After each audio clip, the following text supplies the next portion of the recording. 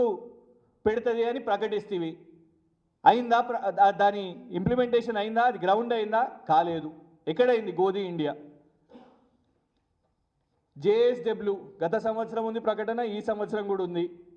అది ఇన్ఫ్యాక్ట్ పాత మా టైం నుంచి నడుస్తున్నది. అరాగన్ లైఫ్ సైన్సెస్ కానివ్వండి, ఊబర్ కానివ్వండి, ఏవి కూడా ఒక్కటి కూడా గ్రౌండ్ కాలేదు. కేవలం ఆ 40,000 కోట్లు ప్రచారానికి మాత్రమే. అన్ఫార్చునేట్లీ రాష్ట్ర వ్యాప్తంగా మీడియా స్పేసు దండగా అవుతున్నది రేవంత్ రెడ్డి గారు ప్రకటనలు చేయబట్టి. మేమే కాదు, సొంత రేవంత్ రెడ్డి గారి immediate next command deputy chief minister ఉప ముఖ్యమంత్రి గారు భట్టి విక్రమార్క గారే చెప్తున్నారు, ఏగా ఎంఓయూలు అంత దండగా ఒట్టి ప్రకటనలే అవుతున్నాయి, అవి ఇక్కడికి వస్తలేవని. ఇగోండి బట్టి గారే మాట్లాడారు.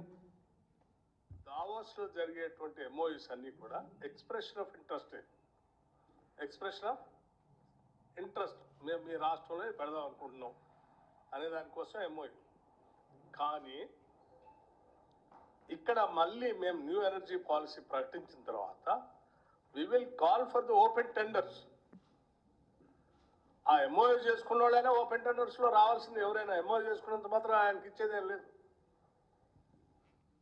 ఇది రాష్ట్ర ఉప ముఖ్యమంత్రి గారు మాట్లాడుతున్నారు. రెడీగా ఉండడానికి తెలుస్తుంది తప్ప ఎంఓయూ చేసుకున్నాడు కాబట్టి ఇస్తామనేది లేదు ఎక్కడ. It is not a binding factor. వీరేమో 1,00,000 కోట్లని హోర్డింగ్లు, ప్రచారాలు, అందరు ఎమ్మెల్యేలు రండి విమానాశ్రయం దగ్గర నాకు స్వాగతం పలకండి, నేను సాధించుకొని వచ్చిన 1,70,000 కోట్లు తీసుకొని వచ్చిన అని చెప్పబడుతుంది. బట్టి విక్రమార్క గారేమో కేవలం అవి ఎంఓయూలు మాత్రమే జరిగినాయి, ఒప్పందాలు మాత్రమే జరిగినాయి, అవన్నీ కూడా రాలేదు. అదే వాస్తవం. లాస్ట్ ఇయర్ నుంచి ఆ 40,000 కోట్లు రాలేదు. అదాని కానివ్వండి, గోధి ఇండియా కానివ్వండి, ఇవి రాలేదు. పోనీ ఈసారి ఏం జరిగినాయి అబ్బా అని అనుకుంటే, ఫస్ట్ అతిపెద్ద కంపెనీగా ఈ పెద్ద లిస్ట్ ఇచ్చారు. ఇంత సీఎం కార్యాలయం నుంచి ఇంత ఇచ్చారు, ఇన్ని లిస్టులు. ఇన్ని ఏమున్నాయా అని చూస్తే హిందుస్థాన్ లీవర్ మన దగ్గర కంపెనీయే, HCl tech, agility, sky route aerospace, ఒక స్టార్టప్ కంపెనీ కేటీఆర్ గారు ఉన్న సమయంలో టీ హబ్ అవన్నీ కూడా మేము పెట్టినప్పుడు sky route, mega ఇంజనీరింగ్ని Revanth Reddy గారు ఏమని అన్నారు అప్పుడు? ఇగోండి. ఈస్ట్ ఇండియా కంపెనీ లాగా తగులుకున్నాడు Telangana. Mega Krishna Reddy east India company లాగా తగులుకున్నాడు తెలంగాణ. ఈస్ట్ ఇండియా కంపెనీ ఎక్కడి నుంచి వచ్చింది? యూరప్ నుంచి వచ్చింది. దావోస్ ఎక్కడున్నది? యూరప్లో ఉన్నది. అంటే ఈస్ట్ ఇండియా కంపెనీ అని నువ్వు పిలుచుకునే మెగా ఇక్కడ హైదరాబాద్లో కాదు.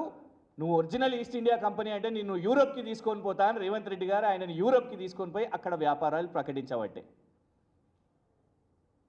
ఇవాళ నీకు సడన్గా ఈస్ట్ ఇండియా కంపెనీ మీద ప్రేమ వచ్చిందా? అదేంటంటే విచిత్రం, మన అనంతగిరి కొండల్లో ఈ మెగా ఇంజనీరింగ్, దీన్ని పిలిచేదే మెగా ఇంజనీరింగ్ ఇన్ఫ్రా, వాళ్ళు ఏం పెడతారా అంటే రిసార్ట్ పెడతారంట.